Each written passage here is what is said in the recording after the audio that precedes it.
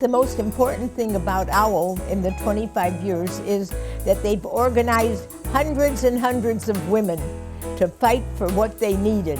And we did, and we've been winning right along, and we will continue to do it.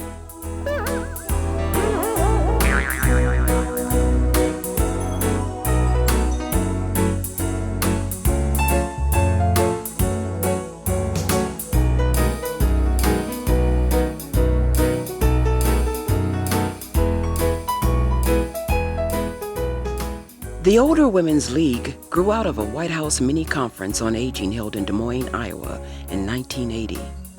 For the organizers, Tish Summers and Lori Shields, Des Moines reinforced that specific issues facing older women were often put aside in general discussions on aging. We kept seeing so many newly divorced or widowed women over the age of 55 who suddenly had no retirement income and had to go to work to support themselves. If we hadn't realized before that the personal is political, we certainly did then, because we were highly motivated to address the challenges of women as they age, to have them recognized. Until that time, so much had not been recognized.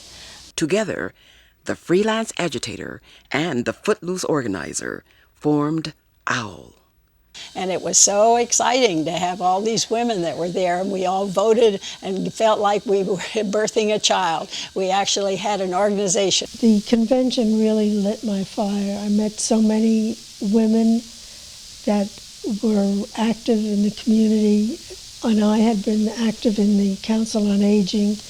I became super active. It was very lively, very, very lively. We covered every subject. We just were gonna save the world. In its first 25 years, OWL has influenced vital legislation. OWL has taught women to embrace aging, to speak up for their rights, and to believe in their power to change things. The spirit of Tish and Lori is still very much a part of OWL as it moves forward into its next 25 years. Informed, involved, and empowered. We are informed. The Older Women's League has always led the way in educating legislators and the public about issues that affect older women. Ask our members who are here to please stand. You are having a special conference here today. Welcome everyone to the Capitol. Thank you for being. Our Mother's Day reports to legislators bring vital information about areas of concern to all women: Social Security, caregiving, health care, and economic security. This is our 2004 Mother's Day report.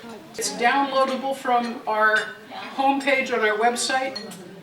This report has had a phenomenal response. We hear a considerable amount of talk and a considerable amount of sympathy, although maybe not all the support she should get, for the person who has the caregiving responsibilities. This was central to Lori and Tish's advocacy, that those who take care of the elderly, the sick, need help.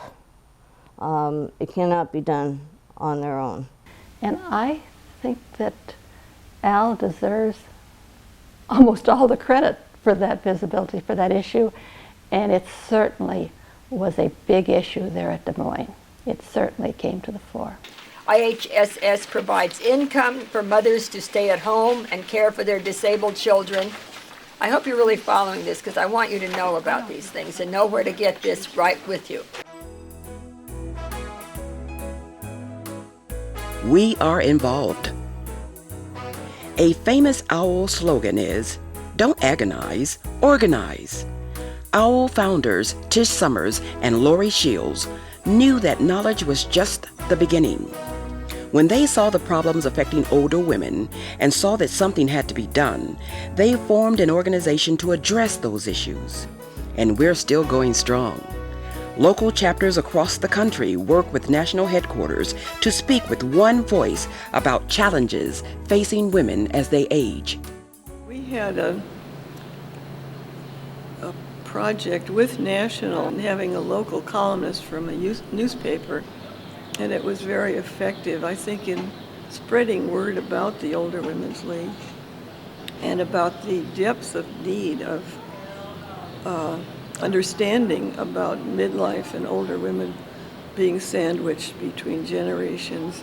We're doing a real special meeting. It's going to be 3 people from Washington, D.C. that are coming to talk about Social Security and how it will affect younger, middle, and older people. We will be talking about how Social Security works, how it currently benefits women, and the threats that women face from the changes that are now being proposed. Our Social Security tour, continued lobbying, and outreach keep older women's issues in the public's mind. For men, they created retirement plans, medical and hospital benefits, profit sharing, and a gold watch. For women, they created Mother's Day. So enjoy it.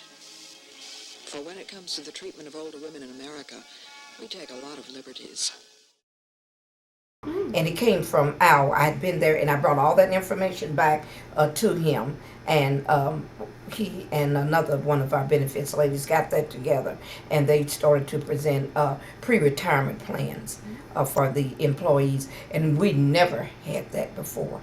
It goes to Social Security, to Medicare, health care, any of the issues, caregiving, they're all personal and political as well.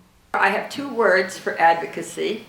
One is persistence, and the other is patience. Getting the Family Medical Leave Act presented and was there when the bill was signed. So that's a wonderful experience. And then to be allowed to go on the Hill, quote, and participate in committee discussions and to share how Al sees things versus the way the general public is looking at it. I was just 39, I guess, when I first did the pension paper for Al, and 40 by the time I passed the bar. To meet these women who were just charged with energy. The 5 women, including myself in the office at that time, were women in their late 60s to early 70s in the case of Tish, who was the oldest. Laurie was in her early 60s. I was just 40. I was the baby. It was wonderful. We are empowered. Perhaps the most important thing OWL gives women is a sense of their own worth. OWL is not just for one group of women, OWL is for all women. The issues that OWL has on its agenda touches every woman. Whether unpaid caregivers or highly paid CEOs, single, married, divorced, or widowed, older women can speak up for their rights, fight for economic security, and make sure that their voices are heard. And they can pass that power on to the next generation of women who will continue OWL's work. And so we fought in every single state against very, very high-paid professional lobbyists. And I quickly found that the OWL chapters in the 6 states that we were successful in made fabulous lobbyists. The COPRA legislation, which Al has great reason to be proud of, because we are the reason that it is possible to have a continuation under a group health insurance policy. Congress came to us and said they wanted to make it a federal law, and so we did. We got COBRA in 1985, so that tells you that if you are single-minded and you put your time and your energy in on it, even when it looks like it's all is lost and you're losing it, maybe you're winning it somewhere else. And that's basically the message from OWL that I have taken away now. Right in the early 80s, after it was first passed, I took advantage of it, and so I'm ever grateful to OWL. I started, and then I progressed and progressed, so I'm now who I am now, and I'm not timid anymore. I'm more aggressive than any other time. OWL is very important to me because of 2 things. One is the people, and the other is what we stand for. To be able to advocate in your own behalf, which I have been to do, is a very empowering and growing experience. Lori had this table on the house on Harrison Street. There were conferences there, not just with staff, but with people, other people that came in. It was it's where everybody went. We ate, we talked, and decided what to do. I have a fantasy that we will all gather someday at a great kitchen table in the sky. Program operators, lobbyists, advocates, and displaced homemakers. And just when everyone is getting cushy and relaxed, you'll hear Lori's gravelly voice with her Irish lilt pipe up and say, "So, what's next?" Soaring up in the sky, we're the owls flying high. We want justice. We're the owls, and we are wise, wise enough to organize, so we get justice. One is weak